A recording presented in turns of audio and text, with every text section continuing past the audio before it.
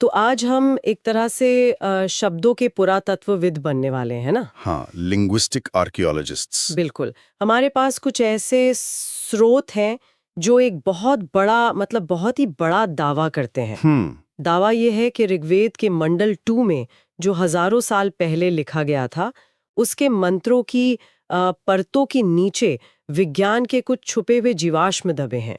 और हमारा आज का मिशन है एक तरह से इन्हीं जीवाश्मों को खोजना और ये देखना कि क्या वे सच में उतने गहरे हैं जितना दावा किया जा रहा है। सही। इन स्रोतों के मुताबिक मंडल 2 के जो लेखक हैं ऋषि गृत्समद, वो सिर्फ एक कवि या दृष्टा नहीं थे। तो फिर कौन थे?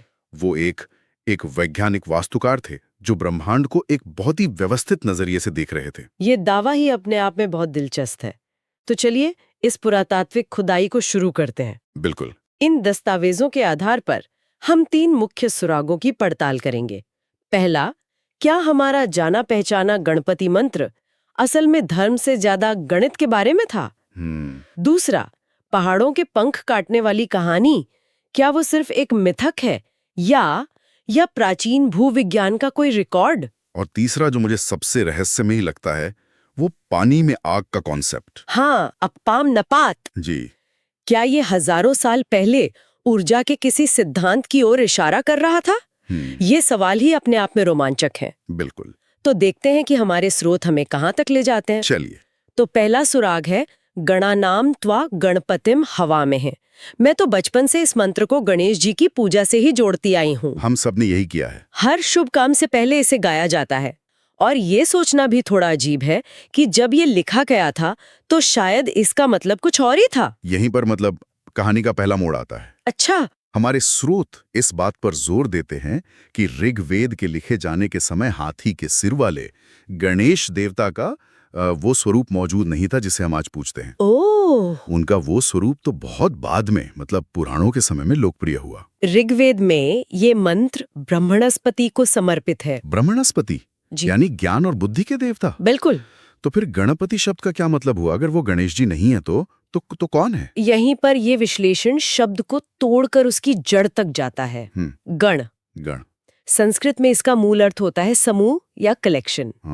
और एक और मतलब होता है गिनना, काउंटिंग। अच्छा। और यहीं से हमारा शब्द गणित यानी मैथमेटिक्स निकला है। हाँ, गिनने का विज्ञान। सही। और पति का मतलब है स्वामी या लॉर्ड।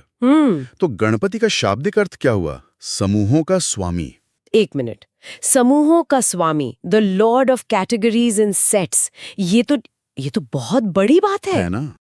केमिस्ट्री में एलिमेंट्स, कंप्यूटर साइंस में डेटा सेट्स। हाँ, ये विज्ञान का सबसे बुनियादी काम है, चीजों को उनके गुणों के आधार पर अलग अलग समूहों में बांटना ताकि उन्हें समझा जा सके।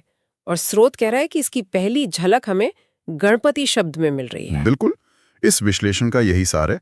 ऋषि गृत्समद जब गणपति का आवाहन कर रहे थे तो वे किसी मूर्ति की पूजा नहीं कर रहे थे। तो वो क्या कर रहे थे? वो उस सार्वभौमिक सिद्धांत, उस यूनिवर्सल प्रिंसिपल को नमन कर रहे थे जो ब्रह्मांड को केओस या अव्यवस्था से निकालकर व्यवस्था में बांधता है। यह दुनिया को गणों में देखने का नजरिया था। मतलब सितारों का एक गण, पेड़ों का एक गण, भावनाओं का एक गण। हाँ, ये एक बहुत ही एब्स्ट्रैक्ट और साइंटिफिक विचार है। ये फैसिनेट करने वाली बात है क्योंकि ये धर्म और विज्ञान को दो अलग अलग खानों में नहीं रखती। ऐसा लगता है कि उस सोच के लिए ब्रह्मांड को समझना ही सबसे बड़ी प्रार्थना थी। सही कहा आपने। ये सिर्फ एक शब्द नहीं बल्कि दुनिया को समझने का एक पूरा सिस्टम था, एक फ्रेमवर्क था। बिल्कुल। स्रोत का निष्कर्ष यही है कि ये मंत्र बाद में भक्ति का रूप ले गया, लेकिन इसका डीएनए, इसका जो मूल स्वरूप था, हाँ, वो ज्ञान की संरचना को समझने का एक सूत्र था। हाँ, और ये इस बात का पहला संकेत है कि गृत्समद चीजों को एक वैज्ञानिक की नजर से देख रहे थे जो हर चीज में एक पैटर्न और एक स्ट्रक्चर ढूंढता है। तो अगर पहला सुराग हमें गणित की एक एब्स्ट्रैक्ट दुनिया में ले गया, तो दूसरा हमें सीधा हमारे पैरों के नीचे इस कांपती हुई धरती के ठोस सच की ओर ले जाता है। स्रोतों का कहना है कि गृत्समद सिर्फ आसमान के तारे ही नहीं बल्कि जमीन की धड़कन भी सुन रहे थे। हाँ, और इसका जिक्र हमें मिलता है ऋग्वेद के मंडल 2 के ही एक बहुत प्रसिद्ध सूक्त में, मंत्र 2.1.2.2 में। अच्छा, इसमें इंद्र का परिचय देते हुए कहा गया है, यह पृथ्वीम व्यथमानाम अद्रिमहत, यह पर्वतान प्रकुपितान अरमनाथ। जिसका मतलब है जिसने कांपती हुई पृथ्वी को स्थिर किया और जिसने विचलित या गतिशील पर्वतों को शांत किया। बिल्कुल। लेकिन एक मिनट, क्या हम यहाँ कुछ ज्यादा ही नहीं पढ़ रहे हैं? मतलब कांपती हुई पृथ्वी तो एक पोएटिक मेटाफोर भी हो सकती है। जैसे हम कहते हैं डर से धरती कांप गई। क्या स्रोत कोई और सबूत देता है कि ये सच में भूविज्ञान यानी जियोलॉजी की ही बात हो रही है, सिर्फ कल्पना की नहीं? ये बहुत अच्छा सवाल है और स्रोत इसका जवाब कॉन्टेक्स्ट में ढूंढता है। ये मंत्र सिर्फ एक लाइन नहीं है। ये इंद्र के उन कामों की लिस्ट का हिस्सा है जो भौतिक दुनिया पर असर डालते हैं, जैसे नदियों का रास्ता बनाना, राक्षसों को मारना। तो कांपती पृथ्वी को स्थिर करना भी एक फिजिकल एक्ट की तरह प्रस्तुत किया गया है। अच्छा, ओके। आज हम इसे टेक्टोनिक प्लेट्स कहते हैं। समझिए कि धरती की ऊपरी परत पहेली के बड़े बड़े टुकड़ों की तरह है, जो धीरे धीरे खिसकते रहते हैं और जब ये टकराते हैं तो भूकंप आते हैं। बिल्कुल। तो उस जमाने में इस ऑब्जर्वेशन को, इस अस्थिरता को दर्ज करना ही अपने आप में एक गहरी वैज्ञानिक सोच है। और पहाड़ों को शांत करने या वो जो पंख काटने वाली कहानी है, उसका क्या? मैंने हमेशा सुना है कि पहले पहाड़ उड़ते थे और जहाँ मर्जी बैठ जाते थे। हाँ, जिससे बड़ी तबाही होती थी। और फिर इंद्र ने आकर उनके पंख काट दिए और उन्हें एक जगह स्थिर कर दिया। ये तो बिल्कुल एक पौराणिक कथा लगती है। लगती तो है, लेकिन इन दस्तावेजों में इसके पीछे छिपी प्राकृतिक घटनाओं के दो संभावित स्पष्टीकरण दिए गए हैं। दो? अच्छा। पहला स्पष्टीकरण बहुत ही काव्यात्मक है।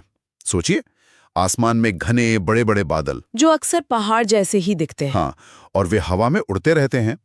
इंद्र, जिन्हें बारिश का देवता भी माना जाता है, जब अपना वज्र चलाते हैं, यानी जब बिजली कड़कती है और बारिश होती है, तो ये बादल बरसकर शांत हो जाते हैं। ओह, एक तरह से उनके पंख कट गए और वे जमीन पर आ गए। बिल्कुल। वाह, ये तो प्रकृति का एक खूबसूरत ऑब्जर्वेशन है जिसे एक कहानी में बदल दिया गया। और दूसरा स्पष्टीकरण क्या है? दूसरा वाला वो ज्यादा ड्रामेटिक है। ये ज्वालामुखी विस्फोट से जुड़ा हो सकता है। ज्वालामुखी? हाँ, जब कोई ज्वालामुखी फटता है तो पत्थर, लावा और राख मीलों ऊपर हवा में उड़ते हैं, पूरा आसमान भर जाता है। ये सचमुच उड़ते हुए पहाड़ जैसा ही दृश्य होगा। और जब विस्फोट शांत हो जाता है तो सब कुछ वापस जमीन पर आकर जम जाता है। सही। तो इंद्र का हस्तक्षेप उस ज्वालामुखी को शांत करने का प्रतीक हो सकता है। अच्छा, उड़ते हुए पहाड़ मतलब सचमुच हवा में उड़ते हुए पत्थर और लावा? ये तो किसी मॉडर्न एक्शन मूवी के सीन जैसा लगता है। हाँ, बिल्कुल। तो इंद्र यहाँ एक तरह से सुपर हीरो हैं जो इस प्राकृतिक तबाही को रोक रहे हैं। बादलों वाला एक्सप्लेनेशन तो पोएटिक है, लेकिन ज्वालामुखी वाला ज्यादा पावरफुल लगता है। हाँ, और स्रोत ये नहीं कहता कि दोनों में से कोई एक ही सही है।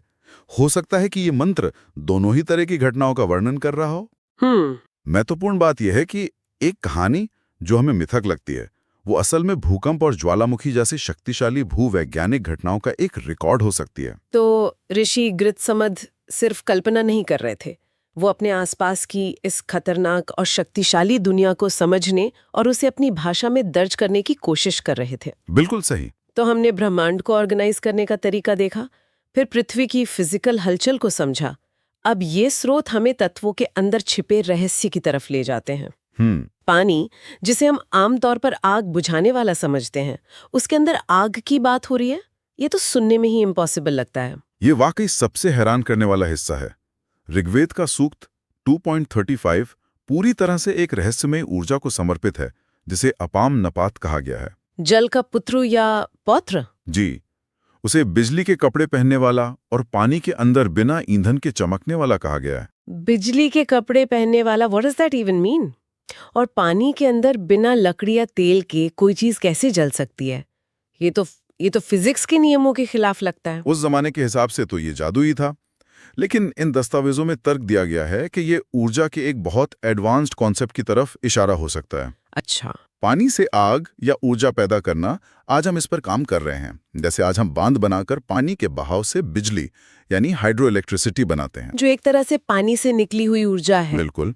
या फिर हम पानी मतलब H2O को तोड़कर हाइड्रोजन निकालकर उसे फ्यूल की तरह इस्तेमाल करने की बात करते हैं, हाइड्रोजन फ्यूल सेल। तो क्या स्रोत ये कह रहा है कि उन्हें इन टेक्नोलॉजीज के बारे में पता था? ये मानना तो बहुत मुश्किल है। नहीं, टेक्नोलॉजी के बारे में नहीं, लेकिन ऊर्जा के सिद्धांत के बारे में, अ प्रिंसिपल ऑफ एनर्जी। ओके। ये विचार कि पानी सिर्फ प्यास बुझाने या जीवन देने के लिए नहीं है, बल्कि उसके अंदर एक गुप्त ऊर्जा एक लेटेंट एनर्जी छिपी है। यही अपने आप में एक क्रांतिकारी सोच थी। और वो बिना ईंधन के जलना। वो इसी गुप्त ऊर्जा की ओर इशारा करता है। इन स्रोतों में एक और संभावना का जिक्र है, बायोल्यूमिनेसेंस।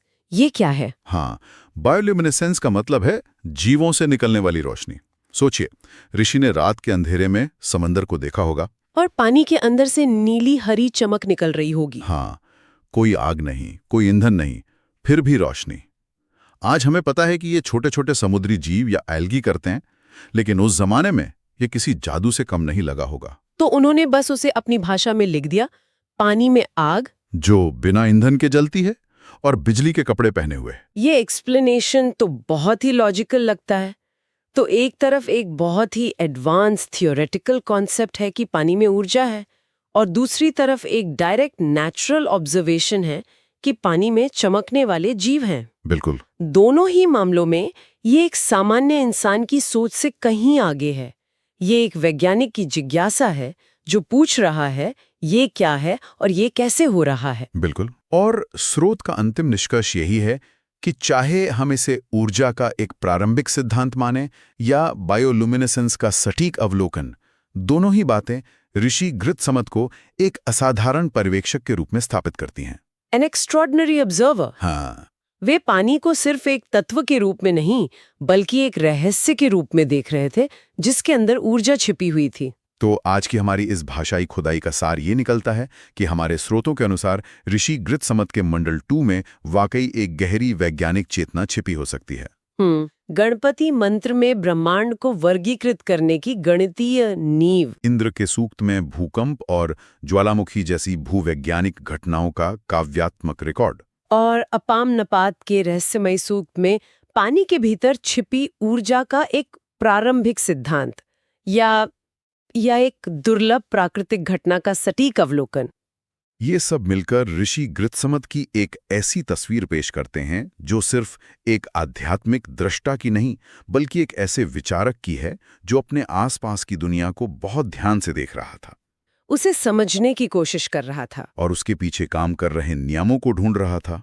हमारे स्रोत एक दिलचस्प जानकारी के साथ समाप्त होते हैं। ऋग्वेद का अगला मंडल, मंडल 3, ऋषि विश्वामित्र का है, और उसी में दुनिया का सबसे प्रसिद्ध मंत्रों में से एक गायत्री मंत्र। हाँ, गायत्री मंत्र आता है जो बुद्धि और चेतना को समर्पित है, और ये हमें एक बहुत ही गहरे सवाल पर लाकर छोड़ देता है। जब हम इन प्राचीन ऋषियों को देखते हैं जो ब्रह्मांड के नियमों को समझने की कोशिश कर रहे थे, और आज के वैज्ञानिकों को देखते हैं जो क्वांटम फिजिक्स और कॉस्मोलॉजी के रहस्यों को सुलझाने में लगे हैं, तो क्या ये दोनों बिल्कुल अलग रास्ते हैं? या फिर ये इंसान की उसी बुनियादी जिज्ञासा की कहानी है जो हजारों सालों से एक ही सवाल पूछ रही है, ये सब कैसे काम करता है।